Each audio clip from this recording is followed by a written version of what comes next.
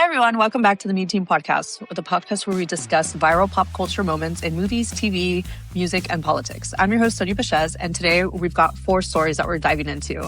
Where we'll talk about Disney's new CEO, Josh DeMaro, who had a very revealing week. Shannon's going to talk about major singers and their labels shipping vinyl that isn't complete to their diehard fans. Then I'll get into Flock Safety, the surveillance company that got telling police officers to hide their name from official documents. And then we'll close out with BTS, who just opened a world tour at MetLife Stadium after 2 years of military service.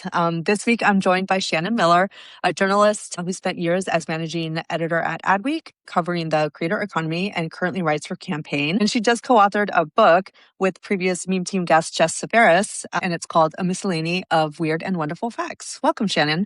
Hi, thanks so much for having me. Awesome. So let's dive right in. So we've been covering Disney for a while. It's one of my favorite companies, huge fan. And Josh DeMaro has been there for a few months now and has kind of started revealing more of how he's thinking about the company and where he sees it going. And so 2 moves this week kind of sketched that out a little bit more for me. One was that they announced a partnership with TikTok to bring fan-made TikToks into Disney Plus. So creators who opt in will get access to all of Disney's full IP library to build content from. And this is kind of a big change, right? So they had previously talked about having their own vertical video service called Verts.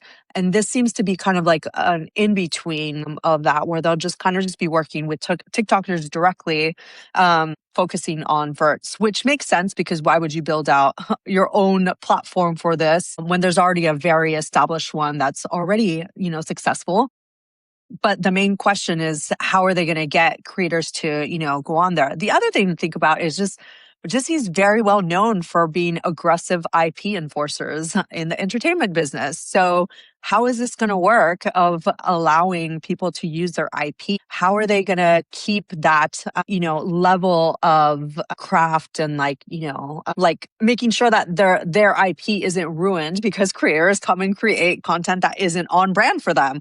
Particularly here, as a parent, I would be concerned about what's being made and whether there are going to be some controls to make sure that, kids who are probably going to be huge like Disney, plus, watchers of this, aren't given content that they shouldn't be watching.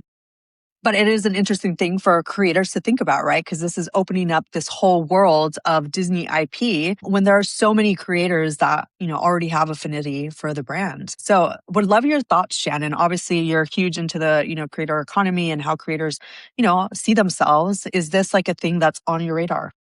I mean, it's definitely a surprising development, especially as you mentioned, Disney. I mean, when it comes to brands, it doesn't get more protective than Disney. So much so that, social media experts, when they were giving out advice in terms of like how to protect yourself from being like filmed in public, because that's a big worry, right? They would just say, yeah, Right. some Disney music, which it will not last on the internet for very long because Yeah. it was so aggressive about Mhm. protecting their brand, and totally understandable. So to have this sort of flip where it's like we're actually going to open up our IP for usage because we're recognizing that creators really power public opinion, and we've reached a point where there's really no point in fighting the power of creators. I think that shows that there is you have this legacy brand that technically doesn't need to modernize per se. Mhm. When you have like a rabid fan base, you don't, and it's working, they don't necessarily need to change. But the fact that they are is really commendable. The fact that they are recognizing that creators do have this inherent power, I think is really smart, especially because so many other brands have capitulated to just the power of user-generated content, so much so that they build their marketing strategies around it. Just last year, we covered a rebrand from Domino's. They were redoing their boxes.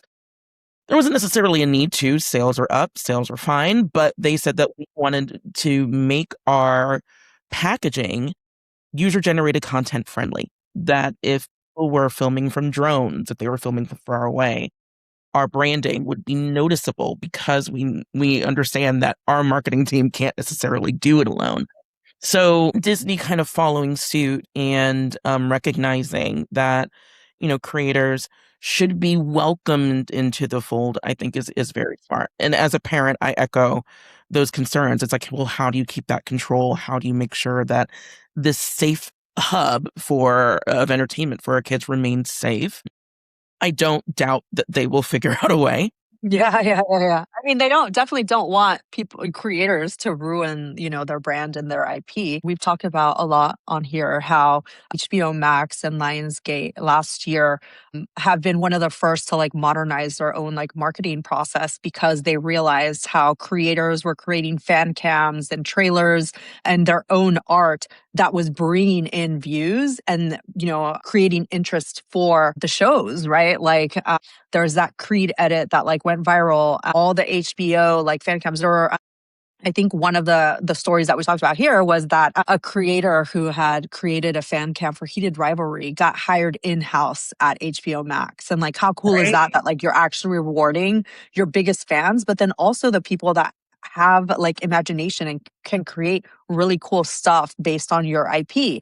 And then, Lionsgate started hiring people in-house from like, that were creating these fan cams, realizing that like, hey, this is how we're getting views, right? And so we've slowly started seeing all the streaming services, most prominently Netflix, start trying to figure out a way for them to create another, like, vertical videos based on their shows in order to attract the younger demographic that maybe doesn't want to sit down for like a full Netflix show, but is willing to watch these like fan cams or trailers or small, like shorter summaries of the shows. I mean, I'll admit I've gotten caught into some rabbit holes on like Twitter of like Netflix shows that I'm never going to watch, but I'll like, watch the like 3-minute video of like what takes place, and then there's some that like remind me like, oh, I actually do want to go watch that movie again or want to go watch. I mean, this whole thing during the with the Odyssey, right? Like there were so many Oppenheimer fan cams that I'm like, oh, I want to go back and watch Oppenheimer again. Right. So it's like this new way that like people are realizing that that's getting them to watch these, movies or TV shows based on like the streaming service because fans are putting together these like, snippets or summaries that like companies would be dumb to not jump in on. Right. One thing though that I do question is like what happens to creators when something goes viral, right? Like, is Disney gonna incentivize that with their own revenue share, right? That's like a huge thing for TikTok, Instagram, YouTube, right? Like, creators want to know that the stuff that they're creating is actually going to be valuable, not just for the company, but for themselves, right? They don't want to be putting in all this work for nothing, right? So, where is Disney going to sit on that? Any thoughts on that, Shannon? I mean, that's exactly it. You hit the nail on the head. I mean, when you talk about Disney, there is this sense, or specifically Disney fandom, there is this sense of like magic. Like we're welcoming the fans. We're allowing the fans to explore their creativity. And in the way that the framing, it's almost as if we're saying, like, we're welcoming you to our IP. You're welcome. And, that's great. And I'm sure that there are fans that would love that. But the reality is that the creator economy is a very, very powerful thing. And, creators, of course, they are fans. And Disney has a history of working with creators pretty extensively in welcoming them into the fold. And I'm sure that equals amazing perks, like being invited to exclusive events, being able to hit red carpet premieres. But the reality is that creators are also businesses unto themselves. So the question is going to be, are you treating them like fans or are you treating them like business owners, which they are? And like, as you mentioned, lots of work goes into scripting, concepting, filming, editing, packaging something so that it's quality. And also not only making sure that you are aligning with this brand that you're partnering with, but also that you are doing right by your own brand. So there's a lot there that equals like, hey, I hope this multi-billion-dollar company is offering Right? reasonable compensation. Like, yes, open up your IP. Let's, do TikTok dances with Tigger. Would love that. But I also have bills to Has that pay. come out yet, or is this a Shannon original? And you know what? Give me like 2 months to figure Yeah, out that right? technology, and I will make my dream come true. I promise you.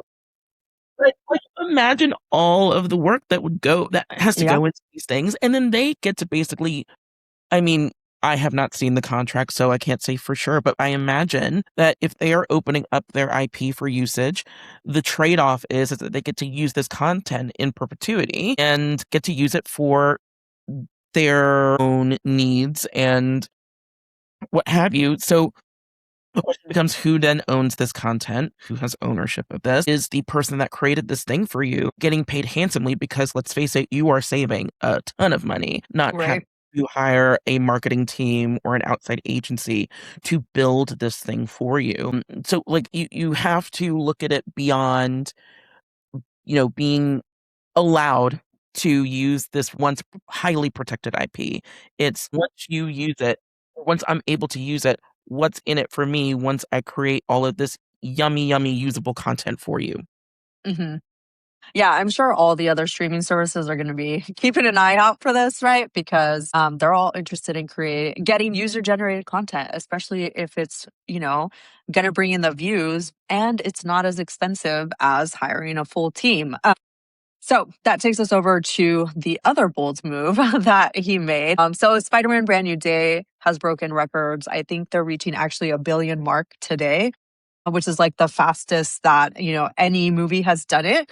And one thing that DeMaro did, which I immediately like glommed onto, was that he, tweeted, he goes, "It goes without saying that the success of Spider-Man bodes well for our other upcoming and highly anticipated Avengers Doomsday film."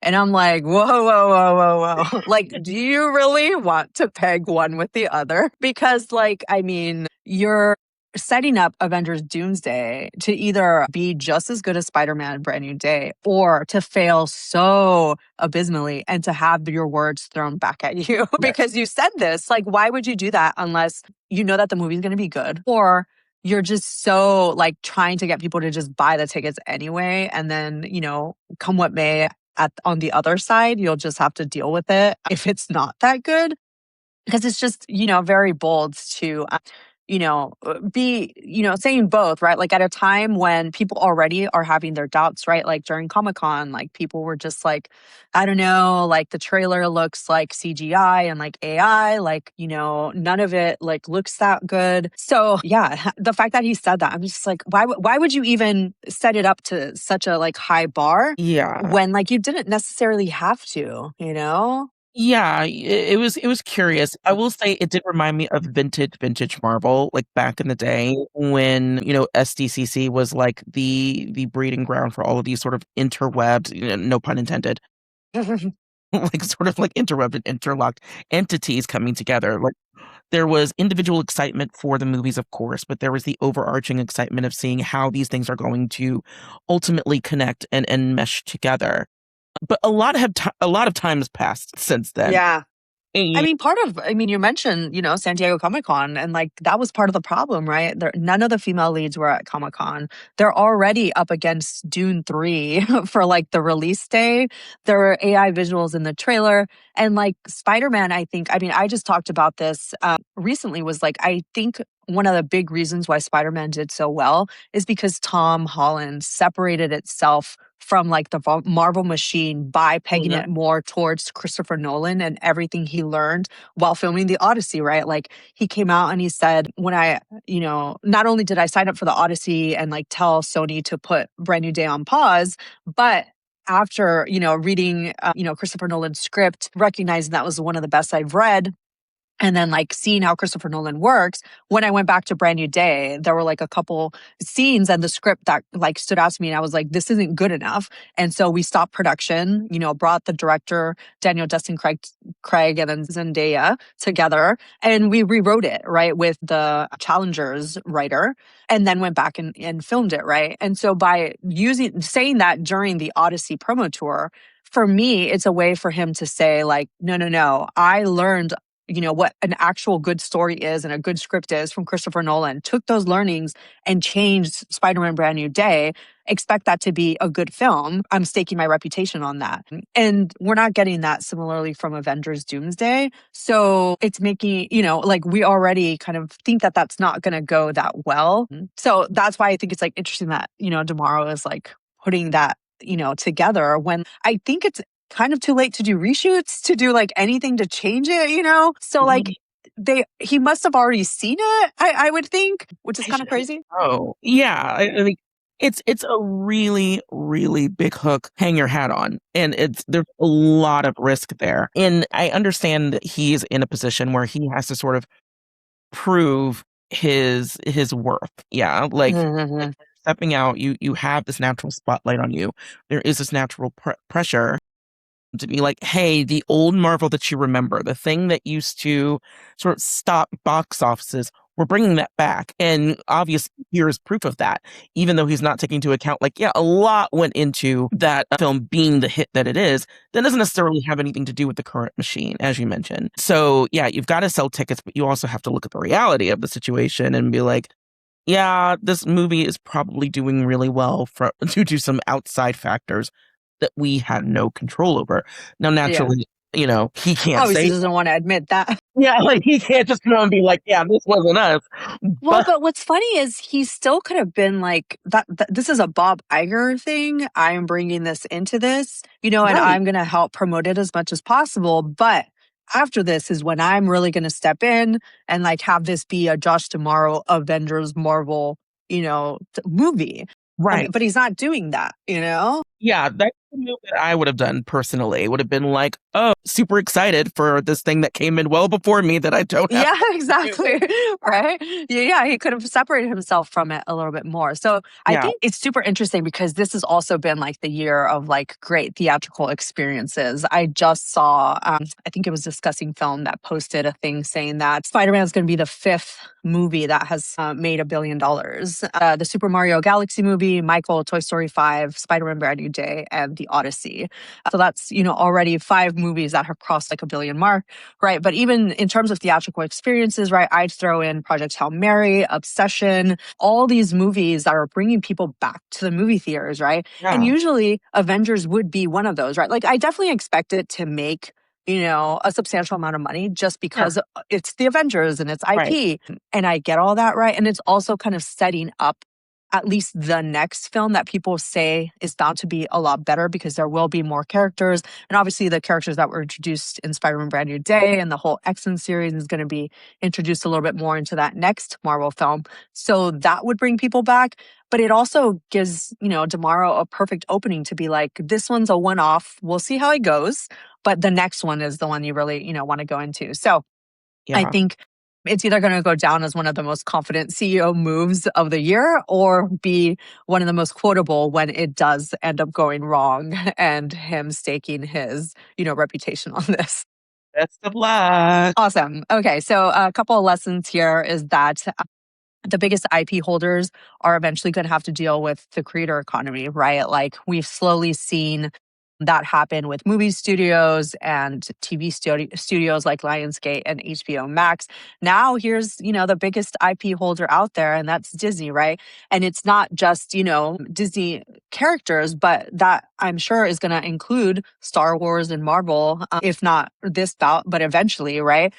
Especially since both of those, Marvel and Star Wars, are seeing flagging attention, to their IP, right? Star Wars, the last movie, Mandalorian and Grogu, didn't do that well. So what's a way that they can be, having fans create, new visuals or ideas, right? One thing that could be really interesting is what ideas might come from the fans directly, where it's like, a lot of fans or creators have like really good ideas of like where you could take the story next. And I really hope that they start listening to the fans that are like that want to see more of that innovation and creativity in terms of the story and plot, and not just default back to like, the same old Skywalker saga or, Mm, characters that we already know. Like the fact that Andor has, ended up being such a good story. Like I really hope that they go more in that direction and give us those like,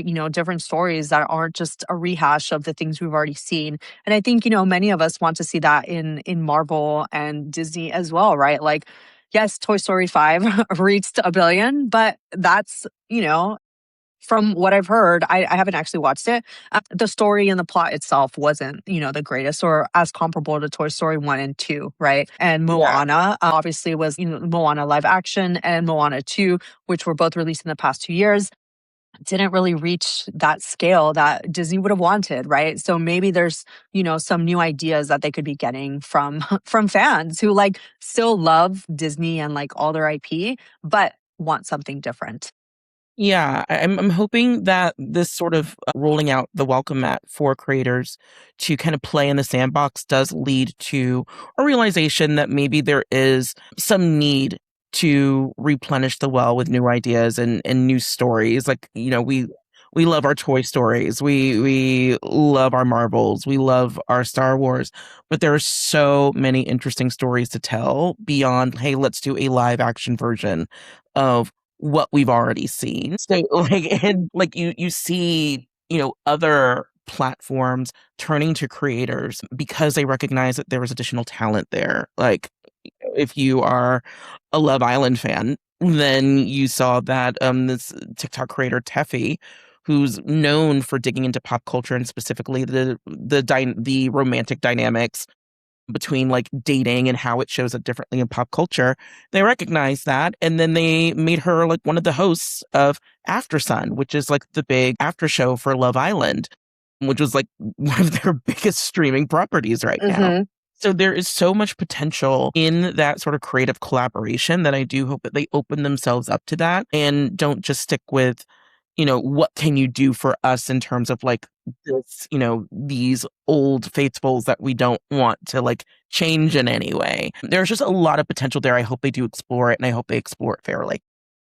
Yeah, one other thing that just reminded me of is what we're seeing in horror, right? Where it's like you're having directors who are making these movies, right? Backrooms, Obsession, Iron Lung, really small budgets, and they're selling millions of dollars worth of, movie tickets and like creating these like worlds. And it's so interesting. It's like those came from creators, right? On Right. YouTube, right? Those all kind of created those ideas there, built up audiences, and then came into the Hollywood system. So it's like, could there be some sort of program like that for Disney to start working with creators and then helping them scale up into, being part of like the Disney machine of creating new stories or, being animators or, there's this whole other world of like finding talent through this pipeline and then bringing them into your system. Like, I hope, Disney wisens up to that and brings, smart, creative people into the fold and And just not doesn't waste them as resources. right. And not to like, give out too many free ideas here, but in a time where we are seeing creative communities really fight against, like the intrusion of AI in these creative spaces. Here's an opportunity for this big billion-dollar company to lead the charge and say, we still believe in human creativity so much that we are willing to invest in it and, give them a platform to, as you mentioned, scale and, create these incredible things with our resources. There's Hmm. just a ton of opportunity here that like if they are smart and willing to relent a little bit of that sort of control over, what fans get to see and what stories get to be told, then we could be witnessing a whole new era of Disney creativity coming in. This would be a great marketing story for them, right? It's like you get, this would be a Cinderella story. And isn't that just what Yeah. Disney is supposed to be about, right? Is like finding those people and then building them up. Like, imagine that. Imagine, The narrative imagine. speaks for itself, right? That's Disney magic right there. Exactly, exactly. Okay, let's move on to your topic. Well, it was interesting. You actually were the one that brought this up, and I was so excited to jump on it. You very brilliantly called it, I believe you called it the vinyl trap. And it's something that I have been, silently ranting about Yeah. for As a fan. as an avid music listener and fan Yeah. and pop culture archivist. There is this paradox that is happening with vinyl in particular in the music space that has reached a bit of a conflict point. And it's the realization that vinyl right now is really our last standing bastion of thriving physical media. And record labels understand this. According to the IRA, or the RIAA rather, vinyl has outsold CDs consistently since every year since 2022. In the past year, there's been like a 9.5% jump in vinyl sales. So now more and more we're seeing vinyl become a regular part of an album rollout. And typically it is something that is offered in pre-sale, just like any other physical media. So sounds great. Like if you are a budding vinyl collector like I am, I've been collecting vinyl for the past 2 years. Amazing. Now more and more artists are releasing their work on vinyl. This proves very fortuitous for us, right?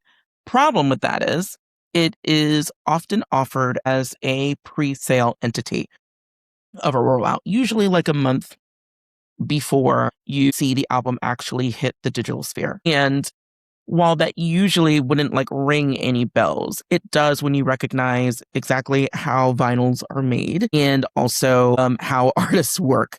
And what you realize is that the vinyl trap is where the realities of fandom behavior, artistry, record sales, and the realities of physical media all conflict. Because when you purchase a pre-sale item, like let's say, like, and I'm talking like your favorite artist, there are a few artists in like my library that I'm not going to think about it. I'm just going to buy, unfortunately. Like I'm a sheep in certain areas. Like if Cardi B, Beyonce, BTS, Zayn, Dua Lipa, if those five are releasing anything and they say like, hey, do you want to buy this thing in connection with this album? Sight unseen, I'm probably going to buy it, especially if it's a vinyl.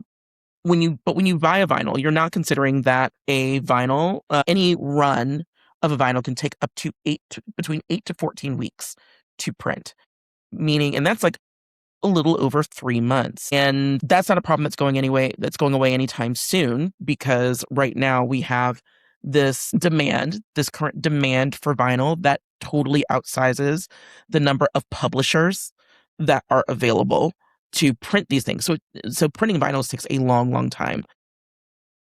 8 to 14 weeks. That means that they're going to get a version of the album at that time. That does not necessarily mean it's going to be the completed version. That just means that is the version that was available in that moment. And by the time the album rolls out, because as we know, creatives are famously known for loving the first version of whatever they create. Yeah. By that time, they will tweaked and poked and prodded all the way up until maybe even half an hour before an album is set to drop, because the digital sphere has made that possible. All album releases are now files that come from basic feeds that go out to your Spotify's and your Apple Musics and what have you. So what that means is that this physical media that you have, that again is very important when it comes to our understanding of pop culture and our understanding and how we archive pop culture. This physical media has not even arrived to your door yet. It usually arrives like a day or two after the album drops, is already outdated. It already has probably a different version of a few different songs, if the song even makes it to the actual vinyl itself. I believe Charlie XCS had a version of this where there was like one of the most popular songs amongst critics hadn't even made it to the vinyl yet. I think part of what I was reading from this and what is standing out from you talking about it as an actual fan and like buyer of vinyls Yeah, is that it's basically you're punishing your most hardcore fans for buying the first thing that you want them to exactly. and not repaying them in any way. Right? Like the example is given in this article where Charlie XCX, Olivia Rodrigo, Ray, The Weeknd, Beyonce, right? They sell, and obviously Taylor Swift, right? Who like comes out with Okay. the, 7 different versions of the first run, right? Which is kind of wild to think about now because now I'm realizing, okay, so those are just the first run. And then you have the ones that come out later. And part of it, what I see is that like your hardcore fans, you incentivize them to buy that first press run so that you get those sales and, they show you that they care and they love you. But then when the next version comes out, there's nothing there to incentivize them to purchase it again. You're just expecting them to purchase it again so that they buy like the full thing, right? I think like we've talked about about Taylor Swift, doing this, right, coming out with like more versions. And like that's just been with the digital album. But the fact that like with vinyl, it's like you're paying $30 to $50 per like vinyl, and then you're not even getting like the full thing. Like just seems like such a awful place to be like as a fan, right? And then like when you think about it, right, like your more hardcore fans are the ones that are also trying to go to your concerts and buying your merch and buying, trying to be there for you as a fan. So when you think about how this is actually, not even giving them favorite songs, like versions. I think the Charlie XCX had David Cronenberg doing a spoken word piece that was on the closing track that Variety called the heart of what the album is really about. But that's only on streaming. Like, how much are you missing out? Like, how much are your hardcore fans missing out on the full experience of what you intend in your album when you're not including all these bits and pieces on that, right? Yeah, it takes advantage of a behavior that labels and also the fandom itself have instilled in individual fans. Fans have learned to act with immediacy. They've learned to act with urgency. It's, from the fandom side, it's like, well, are you a true fan if you don't, purchase Yeah. this extension, which, as a person my old age, yes, you are. Like, even if you buy nothing, you Well, but are. they tell you too, right? Like that it sounds different on the vinyl version versus the digital version, Yeah, right? So like they're trying to incentivize you to buy the like physical media copy, but then punishing you for it, right? And I think fans are starting to wisen up, right? I think part of what happened with Taylor Swift this last album is this, right? Like they're finally starting to be like, wait, why are you trying to get me to buy 7 different versions? And then trying to incentivize me to buy the next version, but then also have a digital copy, like it's too much when she's a billionaire already, right? Like, exactly. I feel like some of these smaller artists, haven't fully gotten to that point yet because, they're not billionaires. So they're not getting that much from it. But, the economy is not great for everybody right now. So, like, people are starting to pinch pennies, right? And we're starting to see that more in terms of concerts, right? Like, how many stars have had to cancel their concerts because, like, their fans just aren't buying tickets or not, they don't want to purchase $300 tickets for, being a casual like listener. So, There are yeah. like 2 tickets that are sitting in my Ticketmaster queue right now that I am so afraid that I'm just gonna eventually get the, "Sorry, we're canceling this," just because the blue ocean is real. People, like you said, aren't Yeah. aren't able to meet that high price point anymore. Like, even now, it's like, once this run of concerts is done, for me, that's it for a while. Like, it's Mhm. is becoming a very, very costly thing. And with vinyl in particular, we are talking about the most expensive, Mhm. version of physical media, and as you said, it does feel like a little bit of a slight when all you're doing is sort of falling into the behavior that you were trained to fall into, because, like, what do labels say? It's like, "Well, this is a limited run. We are only make 5 copies of this vinyl, and if you don't get your copy, then you've missed that, and, how will you feel then?" Whereas really, like, when you get to the reality of it, it's not so different that you necessarily need to have the vinyl unless you are making a concerted effort to build your collection. And a lot of young listeners are. A lot of young listeners are turning to this or becoming audiophiles because that is something that has been very popularized through social media and are, wanting to build these collections. And the reality is, if you're wanting to build like a full, complete, like fully realized collection, you kind of have to take a little bit of a risk and maybe wait a month or 2 after a release when the artist decides to do another run. Like Tyler, the Creator, he had a few vinyls that were available at the start of Chromacopia, and then, like, a few months later, he released a whole different, set. It still sounded pretty much the same. It was just, like, probably concluded some previous tweaks. The reality of this that I think fans kind of have to take into account, and it's a harsh reality to learn, is that when we are being pitched a product, sometimes it feels like we're being pitched this product by our faves. Like, BTS needs me and wants me to get this vinyl. It is very important that I get this limited edition vinyl with Suga's face on it. They are not selling you the thing. Marketers are selling you the thing. Their chief concern is sales at the end of the day. Your user experience does factor into it a little bit because obviously a good user experience is the thing that keeps you coming back. But at the end of the day, it is really largely about making sure that those first week sales are pristine, that and they are going to find different ways to incentivize you to buy this physical media in a world that doesn't require it. It is very easy to listen to free music, but vinyl and different merch opportunities are the things that pull you in. So when they offer you that limited edition run, yeah, there's a possibility that it's not going to be fully complete. And that's where that savvy marketing comes in because, well, you don't have an incomplete album. You have the very limited first version of this album. You have exclusive access to this artist's first draft of, their album. And this is something that's very intimate. And now if you get this other thing, then you'll have like the different version or the next version or the completed version that everyone else has. And I think that like what also gets lost in this is that marketers tend to rely on different levels of fandom. Like fandom isn't uniform. Fandom consists of like your diehards, yes, but then there are your diehards that will insist that they need to buy everything because that's what it means to them to be a fan. So like for instance, you have with your Taylor Swift fans, you had a group of fans that were like, yeah, I shouldn't have to buy different versions of this thing just to have like a demo version of the song that I've heard 1,000 times. And then you have another, even more rabid group of fans that are like, man, it's a shame that I have to buy all this stuff. Yeah.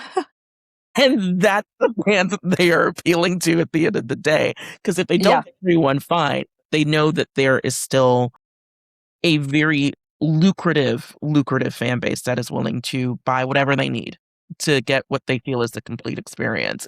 And it's unfortunate for the fans that can't afford to do that because it is a little slimy. It is very much like you're Yeah. taking I mean, advantage. I'm trying to think about what would happen if like my author, because I buy books. If Mhm. my author like came out with like, you have the hardcover book and you buy that. And then like, a month later, they've written a new version of like, they've changed the story. Like, I can't imagine that happening. Like, I would be Girl, so angry. So, in like, no other sphere does this work.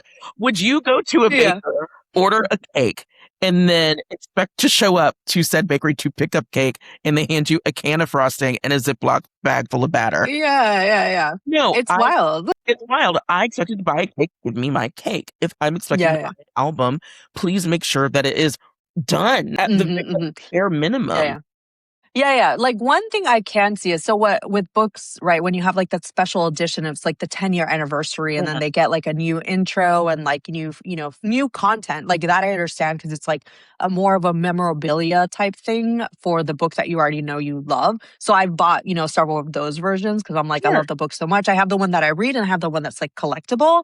But exactly. this for me is like backwards. And I think they are gonna have to sort that out because ultimately you don't want to piss off your hardcore fans. Like that's just not, Hey, what you want to do in any terms of like fan base or marketing because like your whole point is you want to incentivize those hardcore fans to continue being the hardcore fans, right? And this is backwards for me. So that's a thing here. It's like how do you think about not punishing but rewarding your hardcore fans? Like maybe there's a way where it's like you bought this first iteration, we will send you like the latest version at a later date once the artist right, has already decided that. Like is that not a way to, reward them? Maybe that's not every single time, but sometime is there a way that like maybe once they purchase a ticket to your concert, they're able to like get this new version because they purchased that? Like really thinking here on like tiers of like ways that you can reward those hardcore fans so that like you don't end up losing their money, not just because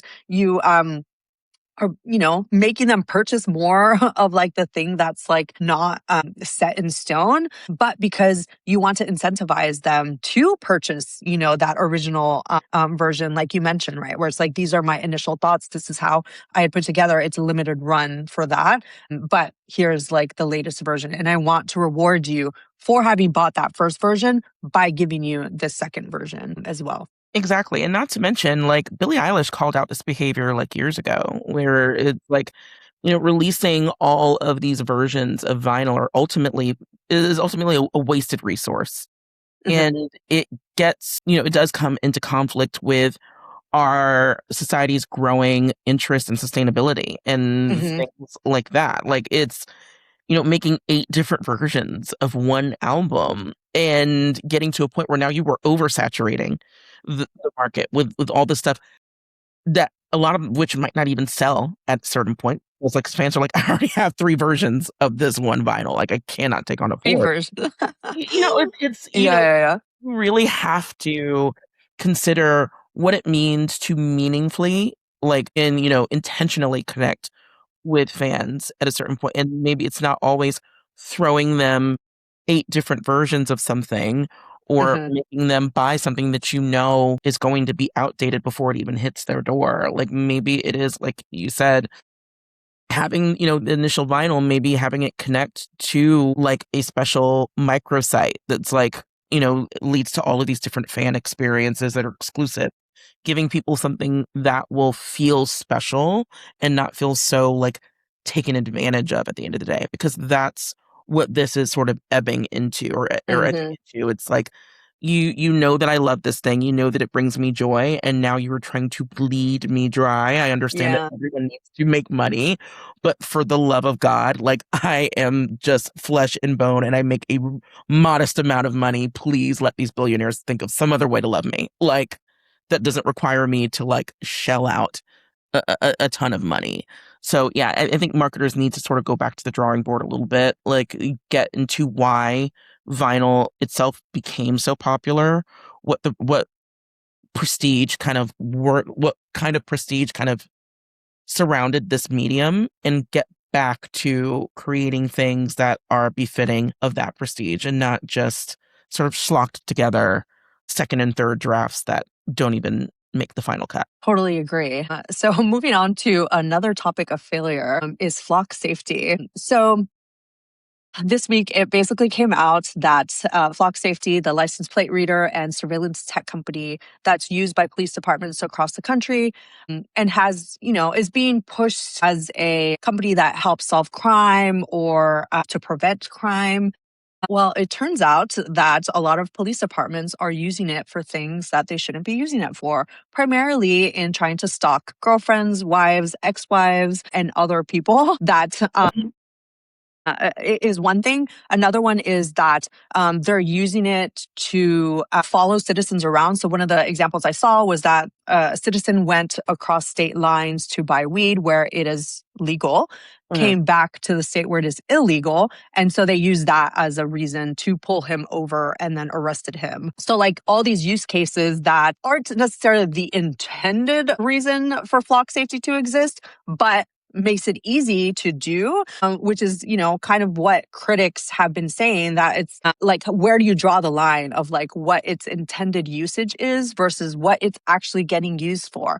And part of what is the huge fail here is how flock safety is reacting to all this, right? The number one thing being that they have told police departments to hide the fact that they're using them, and that it's not and then also the way that Flock is responding to it, right? Like, they're saying that it's individual departments making bad calls, it's not company policy for them to do this. But this always goes back to the whole like bad apples argument, right? Where it's like, you always try to say that it's certain individuals or certain individual police departments, but the fact that it is rampant across various departments and many police officers, and it's always falling back to the same thing, means that you can't just deny that it's happening, but you have to be able to explain it in a way that makes sense to not only the critics who have been, raging on about this for a very long time, but also the citizens that could have been convinced that what you were using it for made sense, which is that crime prevention, right? And that's kind of been like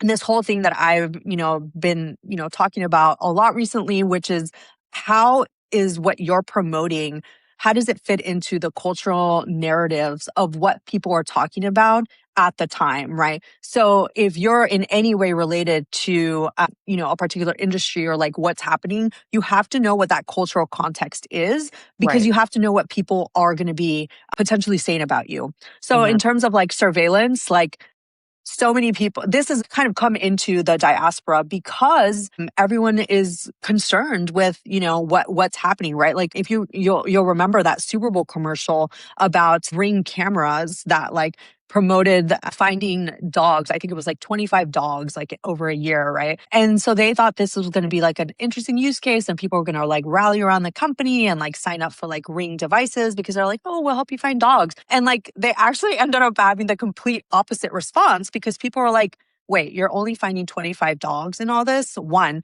B, I never opted into this. And all of a sudden you're saying that you're using my Ring camera to help you do these things that I never signed up for. It led to this like protest against the company and the devices because they're like, this isn't the intended use case at all. A, but B, I'm now uncomfortable that you're using my things to infringe on privacy in general. And I think more and more people are starting to wisen up to this and surveillance, the whole idea of AI and like how that's being used. Obviously, the whole like child safety thing with like social media platforms and AI platforms and how they're treating individuals, but then also, children. And this is all kind of coming up as like a way that like, these companies now have to respond to. And so this is like a huge PR failure for me because for one, like I guess they didn't, think through what would happen if it came out so that they were trying to tell the police departments to deny that they're using flock safety cameras. But then also, once it has gotten out, speaking more to the legality side of things of like, well, legally, it's sorry, that it may be technically true, but that's not what company policy is. And I think just like getting into the semantics of things just pisses off everybody even more because you're trying to act as if like, you're above it and you're just trying to use like legal like jargon to get yourself out of it as opposed to the moral debate that's actually happening about like whether this should continue to be a thing that happens. Shannon, would love to hear your thoughts just on, this in general. Not sure how much you know about flock safety, but yeah. Goodness gracious. I mean, where do you even begin with all of this? I mean, like, this is just like such a wild time to run into this problem, to have this conversation. Because, yeah, the sort of idea of a surveillance state is a thing that is top of mind, not just with Flock, but things like meta glasses, things like, our government being very brazen about, them, using bias to determine how they're going to govern. Like something like this during a perhaps calmer time might not have raised such alarm. It would have raised concern, but maybe not as like crazy of an alarm as like, hey, this brand or this company that, touts that they are all about transparency is communicating to Hmm. some of the most powerful individuals in our civilian society that, hey, you don't have to be transparent with the Hmm. people that you are policing, all in the name of like brand protection. Yeah. It is an insane comms failure to me. Yeah. Yeah. Yeah. Who worked in comms, I could not imagine not taking into account, like, hey, if this email were to ever leak, how bad would it look? Going to happen is what there was some city somewhere that like overnight all their flock cameras are gone. So now it's like individuals are taking it upon themselves to destroy them or take them down, get rid of them or vandalize them so badly that they can't actually film anymore. So it's really becoming this thing of like, they can't just deny it anymore, right? Like there's no hiding it. People are actively, like it's on people's radar, pun intended. Right. And people now are actively taking it upon themselves to fix the problem. It's on TikTok. Like it is on TikTok. Like if you go Yeah. on TikTok, there are people who are very, very overtly instructing people on how to be essentially vigilantes Yeah. in this to sort of take down Flock because now because of this Flock is being positioned as the Hmm. enemy. That is how and there's really no way to combat that after you have already proven whose side you're on. Because with these type of things, there is no like it's hard to say like there's a gray area and like where we're all working towards a common goal. When the reality is that there are going to be certain neighborhoods that are more vulnerable to this because you have to consider like where is flock even present. It's probably not going to be as present in affluent neighborhoods as it is in neighborhoods of color, lower income neighborhoods. So now you have this like very staunch like class thing and race thing that is now attached to this brand instead of recognizing like, hey, we need to come at this from an angle of deep, deep sensitivity, understanding of where we sit in society, as you mentioned, saying just rather, yeah, just don't tell them that you did this, even though, again, like we know that there are these bad apples that are using this product for nefarious reasons. That's the other thing too, right? Like usually this whole bad apple argument gets fixed by getting rid of said bad apples, right? Right. But it's not like Flock can go to police departments and be like, well, fire these police officers because they're the ones that are ruining our product and our brand image, right? Right. Because police departments, like, that's not, I mean, yes, it looks bad for the police departments, but they could just say, well, this wasn't happening when these cameras weren't around. And so the officers are using them to, use it for their own like individual means, right? But that makes both of them look bad. And if anybody's going to come out looking, or I guess covering their asses more, it's going to be the police departments and not like flock safety, because the police departments will just like air out, the flock safety and try to blame them as much as possible because they want to keep their job. So like really there's nothing really here that like flock safety can do with like the police departments to get rid of those bad apples. So what can they say? Like, that isn't our intended purpose. Okay, well, what are you going to do to prevent that from happening? Well, they'll probably have to admit to like what's, possible with their product, which they probably don't want to do. So honestly, I'm not sure how flock safety is going to get themselves out of this unless they can, like one thing I did see today, actually, they must have done some sort of like deal because the Free Press has a TikTok video that came out saying that, the vandalization like is preventing crimes from being like solved or prevented. So like, people shouldn't fear the cameras if they're not doing anything illegal, which is not a very good defense for any of this. So it just makes them look bad because they keep defaulting to these narratives once they've already seen that people are not willing to give up their privacy for those like to like prevent crime. So they are gonna have to like work on something different because like I just don't see that flying anymore. When has that argument ever worked? Like it's basically the same as like, oh, you should just comply. Just comply and you won't run into any issues if you run into like just some cop that's on a power trip and having a bad day. Like you can't put the onus on the people when the people aren't the root of the problem.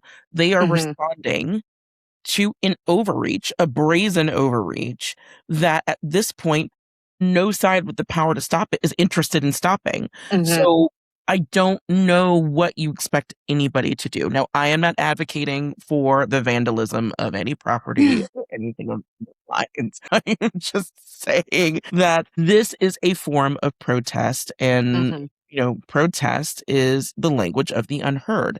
So you have to, at some point, have a difficult conversation and say, like, this is so much bigger than just like us looking bad. We already look bad. It can't get, let me not say that. It can it could get worse. People have proven that they can make things worse if they really want to make it worse. But at this point, it's like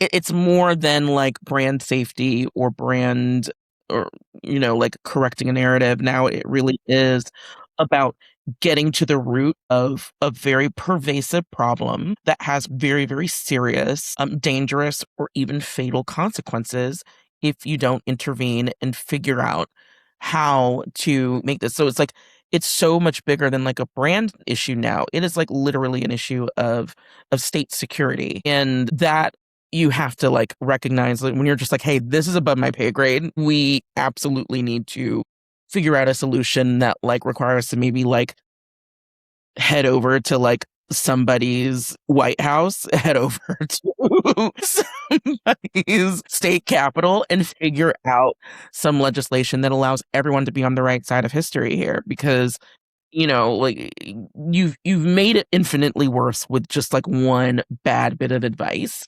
So Hmm. now you have all the cleanup. You need to like it's time to pick up the big boy mop and figure this out. But like this is like a comms nightmare for me. Like Yeah. this is like the worst thing where it's like I have created now this problem that now exceeds anything that I can possibly do about it. Like now we have to bring in like legislation and like government intervention to Hmm. make sure that these things are being used properly. It's like I don't want to say that I feel for the comms person. I don't. You could have gone about this a way better way. Yeah. But my God, comms people, like, please, before you send an email that could be like even remotely sketched, I need you to have some conversations and be like, yeah, there's a line that I'm not willing to cross. And like, if you're asking me to basically like tell this body of governance to lie, then that's where I've got to opt out and maybe like Hmm. hit up Indeed, hit up that LinkedIn, go somewhere else because like it's not worth it. It's just not worth it.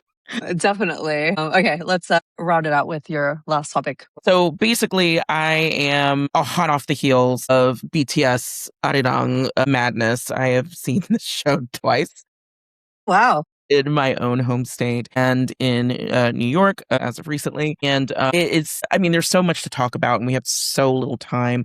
But one of the things that has really been very interesting is how but the record label behind BTS, has been engaging with fans outside of the show. So much so to the point where the show has become the least interesting thing about this tour stop because in certain major cities like New York, Las Vegas, Los Angeles, they've been having these like citywide activations that they call like BTS the city. And it allows fans to go to specific, major landmarks. Like in New York, they were able to go to the art museum at the pier because there was a big art exhibit or BTS inspired art exhibit or an Arirang inspired art exhibit that was very, very beautiful. It was like digital and allowed an opportunity to interact with certain art elements. They were able to go to Penn Station to decorate shirts that they could then wear to tour. They had something called a stamp rally, where if you went to different locations and scanned the QR code, you could get these digital badges in the industry wide information fan hub called Weavers. There's all these opportunities for fans to engage outside of the concert itself that it does bring into light the different ways that artists can engage with fans and really create a fan experience. Because now, especially with younger fans, they are looking for fandom experiences. Now, BTS isn't the first to do this. Like, this is happening with Eras Tour a few years ago when I went and saw NCT 127, another K-pop band out in LA. They had a pop-up that was connected to their song Two Baddies. Experiential is becoming such a huge part of what it means to be a consumer in music that it is really smart for labels and artists to think about the different ways they can drum up excitement outside of that one show, especially because that one show is so expensive now that it's like you want to be able to maximize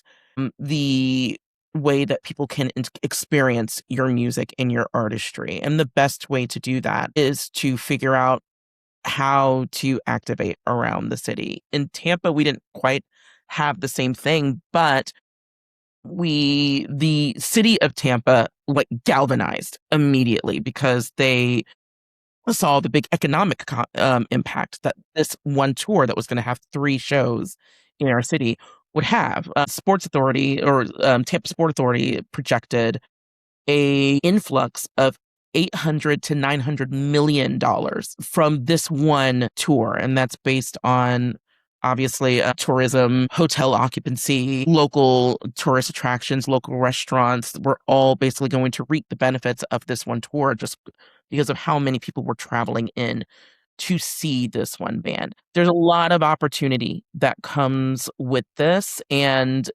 I'm hoping that music marketers kind of look to this as a bit of a launch pad for their own ideas when it comes to their own artists. Like we have this thing called the blue ocean where people just aren't buying tickets, but if you guarantee an experience outside of that, that could move the needle.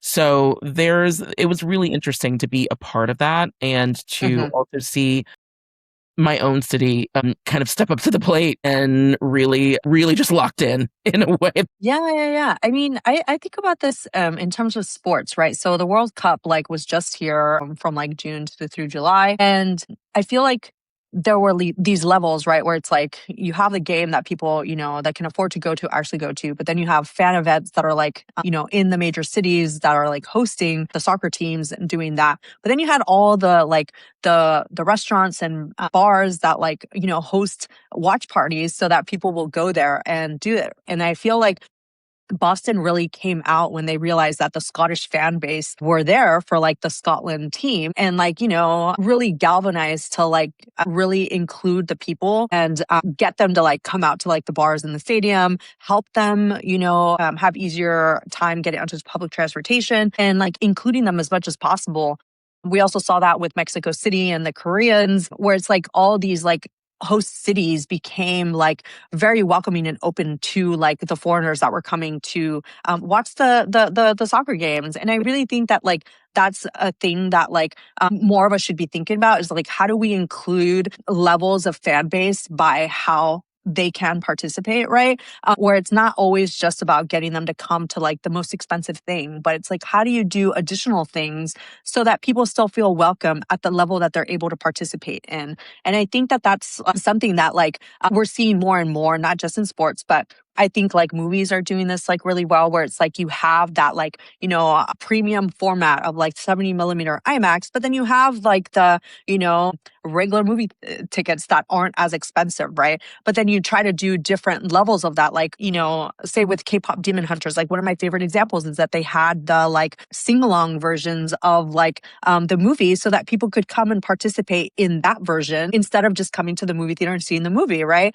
So what are those things that you can do to like, again, help your hardcore fans really participate with you and engage with you in a way that like they really express themselves in a unique and like fun way that isn't just trying to extract money and value from them, but you providing that value to them.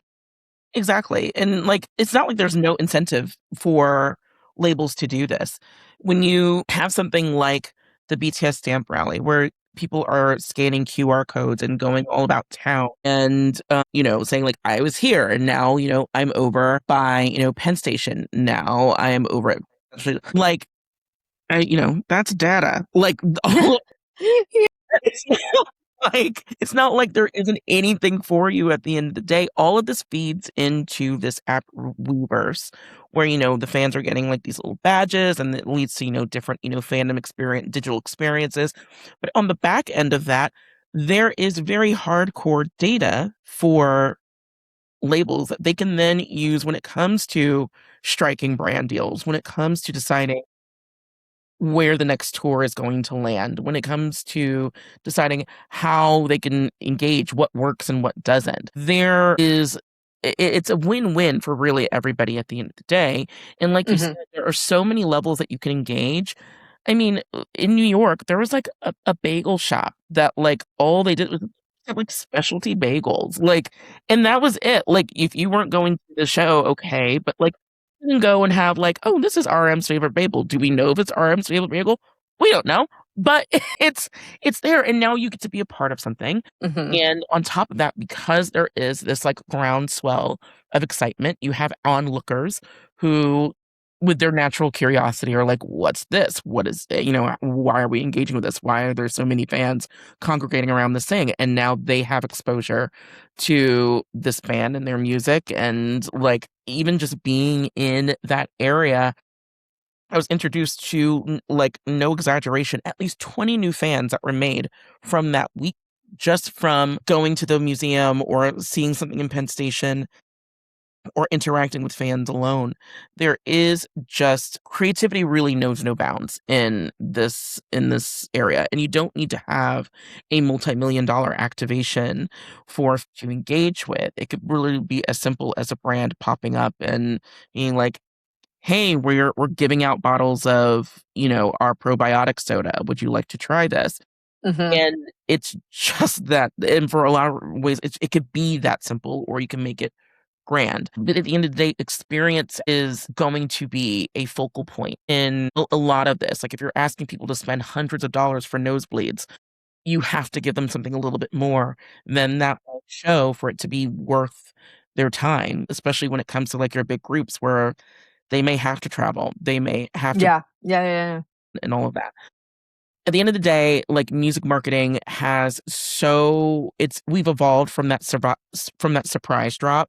Like now it's not so much like, less is more. Now it's like more is more is more because we're asking fans to spend more. So in turn, we need to give them more. And Yeah, I think that's kind of the through line of this episode, right?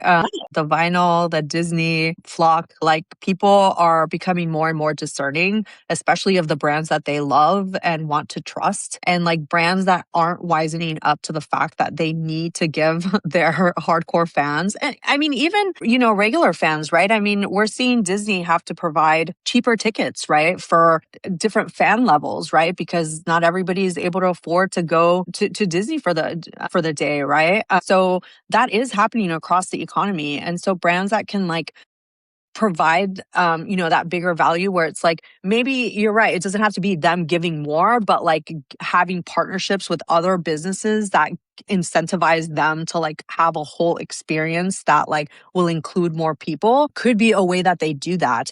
And then with the vinyl, I mean, I think that's what we were getting at as well, where it's like your hardcore fans shouldn't be punished because they love you, right? Like the brands that like people love, like it takes them a while, right, to get there, but it's only a matter of minutes that will get them to lose faith and lose trust in you. So do you really want to be on the flip side of that when they're showing you that they care?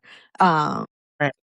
At the end of the day, no matter what you're talking about, whether it's Disney or going to a concert or what have you, selling 18 versions of vinyl, if you love someone, you don't believe them dry. That at the end of the day, it's and we don't need to go into a fit of delusion and expect marketers to appeal to us as if they are our family. We know that you need to sell us something, but you have to meet consumers in the middle because mhm. the consumer is getting smarter. They know when they are being marketed to, they know that when they are being taken advantage of, and they know when something is superfluous. I mean, you can appeal to that, strong, cluster people that are ride or dies and are willing to follow you into the fire, but that will like fizzle out eventually. It's not sustainable.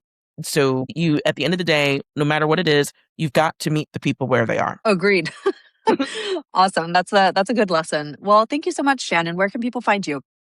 Man, they can find me at Shannon L_Miller on Threads. I am technically a shell on Twitter, but I don't really interact there. But on Threads and Instagram, that is where I dwell. Also, if you are even a little bit curious as to all of the yummy fun facts that me and Jessica Ferris decided to vomit out into book form over the past few months, you can purchase our book, A Miscellany of Weird and Wonderful Facts for Curious Humans Who Have Nothing Better to Do Than Read.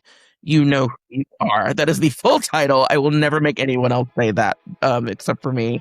And you can get that wherever you buy your books. And then you can follow me at Sonia Bushes everywhere, and then the podcast at Mean Team Pod on YouTube, Spotify, and TikTok. See you next week.